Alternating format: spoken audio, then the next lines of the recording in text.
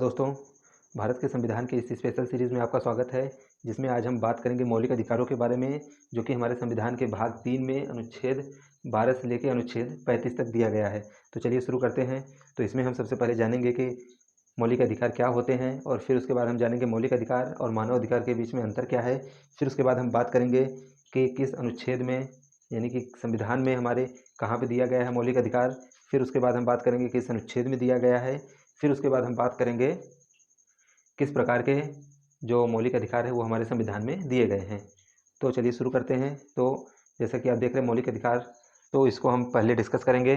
तो भारत के संविधान में भाग 3 में अनुच्छेद 12 से लेकर 35 तक मौलिक अधिकारों के बारे में बात किया गया है, और इसे भारत का मैग्ना कार्टा कहा जाता है। मैग्ना कार्टा, जो कि आप जानते होंगे कि 1215 में जो इंग्लैंड के राजा द्वारा वहाँ की जनता को एक अधिकार दिए गए और जिस पत्र पे लिख के दिए गए थे उसे मैग्ना कार्टा कहते थे। तो वही उसी प्रकार का एक मैग्ना कार्टा शब्द भारत के संविधान के भाग 3 के लिए प्रयोग होता है, जो कि भारत के जनता को मौलिक अधिकार देता है। तो अगर आपको कहीं पूछा जाता है कि भारत का मैग्ना कार्टा किसे कहते हैं, तो उत्तर होगा भाग 3। भारतीय संविधान के भाग 3 को मैग्ना कार्टा कहते हैं भारत का। और यह मूल इसलिए है क्योंकि यह व्यक्ति के चहुमुखी विकास के लिए आवश्यक है। इसके बाद अगर हम बात करें तो वर्तमान में कुल 6 मौलिक अधिकारों का वर्णन हमारे संविधान में किया गया है। मौलिक अधिकार उन अधिकारों को कहा जाता है जो व्यक्ति के जीवन के लिए मौलिक होने का कारण है, यानी कि मौलिक होने के कारण संविधान द्वारा नागरिकों को प्रदान किए जाते हैं, और जिनमें राज्य द्वारा हस्तक्षेप नहीं किया जा सकता है। आप इस लाइन को अंडरलाइन कर लीजिए कि राज्य के द्वारा हस्तक्षेप नहीं किया जाता है मौलिक अधिकारों में। फिर उसके बाद हम बात करेंगे मौलिक अधिकार और मानव अधिकारों के बीच के अंतर के बारे में। तो मौलिक अधिकार एक देश की सीमा में रह के मिलता है, जो कि मानव अधिकार जो है वो विश्वव्यापी है। अर्थात मौलिक अधिकार जो है किसी देश में दिया जाता है, अर्थात जो हमारे मौलिक अधिकार, हमारा संविधान हमको 6 मौलिक अधिकार देते हैं, वो सिर्फ भारत की सीमा में रह के आपको प्राप्त होंगे। जरूरी नहीं है कि अगर बोलने की स्वतंत्रता, कहीं भी घूमने की स्वतंत्रता भारत में है तो आप रूस, चीन या फिर अमेरिका में जाके वहाँ पे कहते हैं कि हमको बोलने की स्वतंत्रता है। तो ऐसा नहीं है, जरूरी नहीं है कि वो देश भी वही स्वतंत्रता दे जो हमारे देश में है। इसके अलावा अगर हम मानव अधिकार की बात करें तो यह विश्वव्यापी है। एक मानव के जन्म से लेके उसके विकास तक, और किस तरीके से वो अपने आप को डेवलप करता है, किस तरीके वो अपने आप को विकसित करता है, उसके लिए जो भी उसको आवश्यक हो, वो सभी मूलभूत अधिकारों को मानव अधिकार कहा जाता है। इसके अलावा बात करें तो मौलिक अधिकार जो हैं इसको कानून की अदालत द्वारा प्रवर्तनीय है, यानी कि जो कानून का जो अदालत है उसके द्वारा ये दिया जाता है। तो भारत में जो सर्वोच्च न्यायालय है, सुप्रीम कोर्ट है, वो भारत के जनता को मौलिक अधिकार देता है, और अगर मौलिक अधिकारों का हनन होता है तो आप सीधे सुप्रीम कोर्ट जाके अपने मौलिक अधिकारों को प्राप्त कर सकते हैं। मानव अधिकार संयुक्त राष्ट्र संघ द्वारा परिवर्तनीय है। यदि आप किसी देश में बाहर जा रहे हैं, अर्थात भारत से अगर आप कभी अमेरिका, इंग्लैंड, जापान जा रहे हैं और वहाँ पे आपके अगर मानव अधिकारों का हनन हो रहा है, तो आप उसे डायरेक्टली यूएन में जाके बोल सकते हैं। ज़रूरी नहीं है कि अब जो मूल अधिकार भारत में मिलता है वो मूल अधिकार वहाँ भी मिले, लेकिन मौलिक मानव अधिकार जो है वो सभी जगह विद्यमान है। वो आपके विकास के लिए आवश्यक है, इसीलिए वो आपको किसी भी कंट्री में आप रहें तो वो आपको प्राप्त होगा। कुछ एक्सेप्शंस अगर हम नॉर्थ कोरिया मान लें, वहाँ के लोगों का हालांकि मानव अधिकार तो है, लेकिन क्या है वो तो आप वही जान सकते हैं। फिर उसके बाद अगर हम बात करें लोकतांत्रिक समाज के विचारों में उत्पन्न, यानी कि जो ये मौलिक अधिकार है ये एक लोकतांत्रिक जो देश है वहाँ पर ये है, स्पेशली लोकतांत्रिक देश में ही होता है ये। बाकी तानाशाही देश में आपको बोलने की स्वतंत्रता थोड़ी ना होगी। अगर कोई एक राजा है, राजा के विरोध में आप बोलेंगे तो क्या आपको बोलने देगा? नहीं। तो यह एक लोकतांत्रिक समाज में ही पॉसिबल है, एक तानाशाही शासन में या फिर एक मोनार्की सिस्टम में ये पॉसिबल नहीं है। इसके अलावा अगर हम बात करें मानव अधिकार की, तो सभी राष्ट्रों में के विचारों में उत्पन्न हुआ, यानी कि जो सभी राष्ट्र हैं, चाहे वो लोकतांत्रिक हों, चाहे वो प्रजातांत्रिक हों, चाहे वहाँ पे राजाशाही हो, राजशाही ही क्यों ना हो, लेकिन वहाँ के सभी लोगों को मौलिक अधिकार मिले ना मिले, उस देश का मौलिक अधिकार, वहाँ पे कुछ मौलिक अधिकार हो ना हो, लेकिन मानव अधिकार जरूर होगा उनका। फिर इसके बाद हम बात करते हैं भारत के संविधान में जो हमें मौलिक अधिकार दिए गए उसके बारे में बात करते हैं। तो भारत के संविधान के भाग 3 में अनुच्छेद 12 से लेकर अनुच्छेद 35 तक मौलिक अधिकारों के बारे में बात करता है। इसमें कुल 7 मौलिक अधिकारों के बारे में बात करता है। तो आप सोचेंगे कि शुरू में हमने 6 बोला और फिर यहाँ पे 7 बोल रहे हैं। एक्चुअली ये जो संपत्ति का अधिकार है इसे बाद में हटा दिया गया था, तो इसके बारे में हम आगे डिस्कस करेंगे। तो जो पहला अधिकार है वो समानता का अधिकार है, जो कि अनुच्छेद 14 से लेकर अनुच्छेद 18 तक है। यहाँ पे अनुच्छेद दिया गया है समानता का अधिकार 14 से लेकर 18 तक। फिर उसके बाद स्वतंत्रता का अधिकार 19 से लेकर 22 तक। फिर शोषण के विरुद्ध अधिकार 23 और 24। फिर धर्म की स्वतंत्रता का अधिकार वो है 25 से लेकर 28 तक। फिर संस्कृति और शिक्षा संबंधी अधिकार जो है 29 और 30 में। फिर संपत्ति का अधिकार अनुच्छेद 31 में।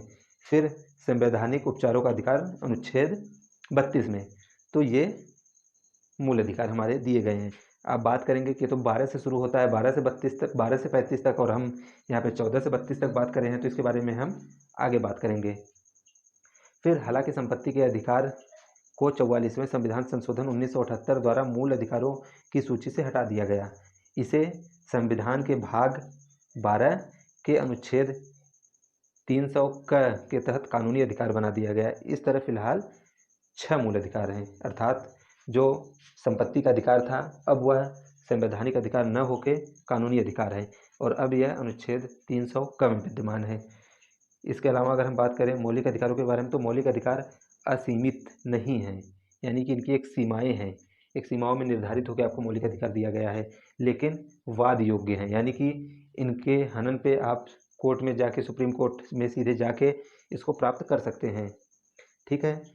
तथा राज्य इस पे युक्ति युक्त प्रतिबंध लगा सकता है। अगर कुछ प्रॉब्लम क्रिएट होता है किसी भी मूल अधिकार से, तो उस पर जो राज्य है, राज्य का डेफिनेशन हम आगे डिसाइड करेंगे कि राज्य एक्चुअली है कौन। राज्य का डेफिनेशन यहाँ पे ये नहीं कि एमपी, यूपी, छत्तीसगढ़, बिहार, राज्य का डेफिनेशन यहाँ पे नहीं है। हालांकि यह कारण उचित होना चाहिए, इस पे जो प्रतिबंध लगाएगा तो एक उचित कारण होना चाहिए राज्य के पास कि प्रतिबंध क्यों लगाया गया है, और इसे उच्चतम न्यायालय द्वारा गारंटी और सुरक्षा प्रदान की जाती है। अगर मान लीजिए किसी के मौलिक अधिकारों का हनन हो रहा है तो वह सीधे सुप्रीम कोर्ट में जाके उसको प्राप्त कर सकता है। तो यानी कि अगर आपको बात करें, कहीं अगर कभी भी पूछा जाए कि मौलिक अधिकारों की गारंटी और सुरक्षा कौन देता है, तो आप बोलेंगे सर्वोच्च न्यायालय।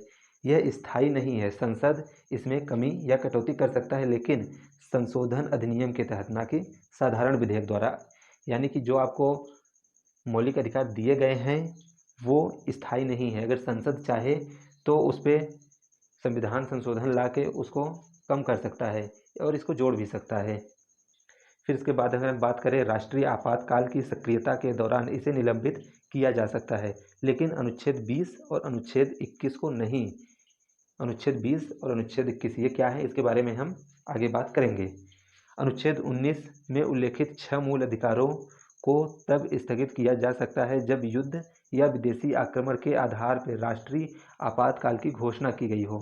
तो आपसे पूछा जा सकता है कि जो आपको मौलिक अधिकार दिए गए हैं वो आपसे कब छीने जा सकते हैं, तो उसका उत्तर यहाँ पे आपको मिल गया। युद्ध या विदेशी आक्रमण के समय पे आपको जो मौलिक अधिकार दिए गए हैं उस पर नियंत्रण लगाया जा सकता है। हालांकि इसे सशस्त्र विद्रोह यानी कि आंतरिक आपातकाल के आधार पर स्थगित नहीं किया जा सकता है आपके मौलिक अधिकारों को। फिर इसके बाद हम बात करेंगे राज्य की परिभाषा, यानी कि जो राज्य की परिभाषा है वो क्या है यहाँ पे।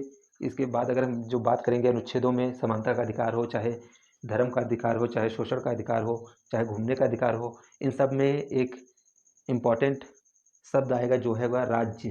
तो राज्य आपको यहाँ पे जान लेना होगा कि राज्य का मतलब क्या है। आपको ये संदेह ना रहे कि राज्य का मतलब किसी पर्टिकुलर स्टेट जैसे कि असम, मेघालय, त्रिपुरा, मध्य प्रदेश, छत्तीसगढ़, बिहार या फिर केरल, तमिलनाडु, गुजरात, राजस्थान जैसे स्टेट्स की बात की जा रही है। नहीं, ऐसा नहीं है।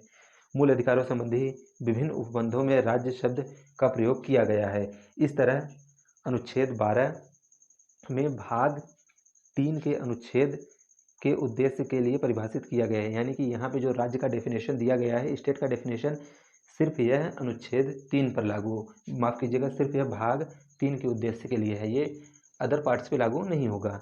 तो पहला, कार्यकारी एवं विधायी अंगों को संघीय सरकार में क्रियान्वित करने वाली सरकार और भारतीय संसद, यानी कि जो इंडियन पार्लियामेंट है और जो संघ यानी कि सेंट्रल गवर्नमेंट से जो फंडेड इंस्टीट्यूशन है वो, या फिर राज्य सरकार, या फिर राज्य विधानमंडल, या फिर स्टेट का जो गवर्नमेंट है, स्टेट गवर्नमेंट है, उसके द्वारा जो फंडेड इंस्टीट्यूशन हैं, उन सभी को, या सभी स्थायी निकाय अर्थात नगर निगम, पंचायत, जिला बोर्ड, न्यास इत्यादि, तथा सभी निकाय अर्थात वैधानिक गैर संवैधानिक प्राधिकरण जैसे कि LIC, ONGC, ये सभी स्टेट के डेफिनेशन में आते हैं।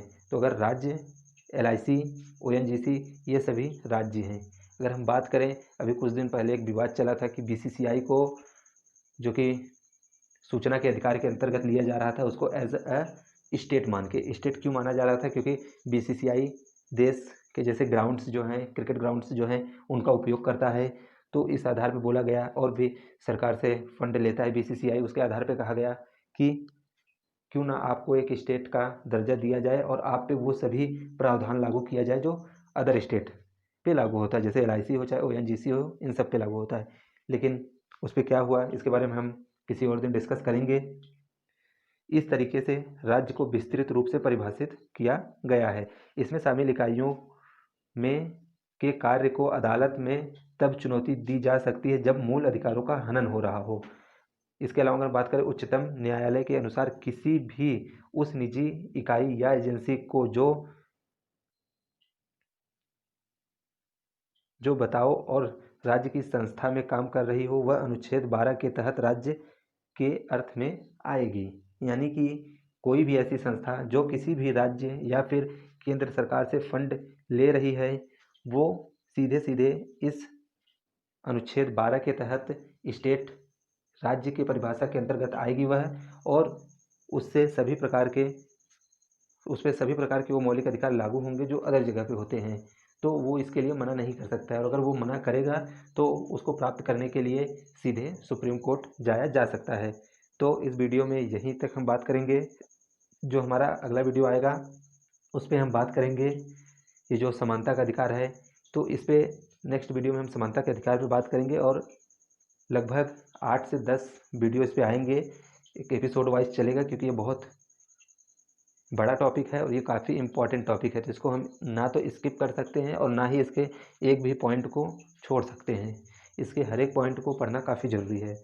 तो इस वीडियो को देखने के लिए आपका धन्यवाद, और हाँ, चैनल को सब्सक्राइब कर लीजिएगा, और अगर वीडियो अच्छा लगता है तो आप इसे लाइक करिए, अदरवाइज़ आप डिसलाइक भी कर सकते हैं। और अपने फ्रेंड्स के साथ अगर आपको अच्छा लगता है तो शेयर करिए, और अगर कोई भी क्वेरी हो related to this topic, so you can ask me on comment section. Definitely उसका रिप्लाई विद इन आवर, या फिर नेक्स्ट वीडियो में हम, अगर कुछ ऐसा टॉपिक है जिसे डिटेल में कवर करना रहेगा आपके क्वेश्चन के द्वारा, तो हम नेक्स्ट वीडियो में उसे कवर कर लेंगे। तो धन्यवाद।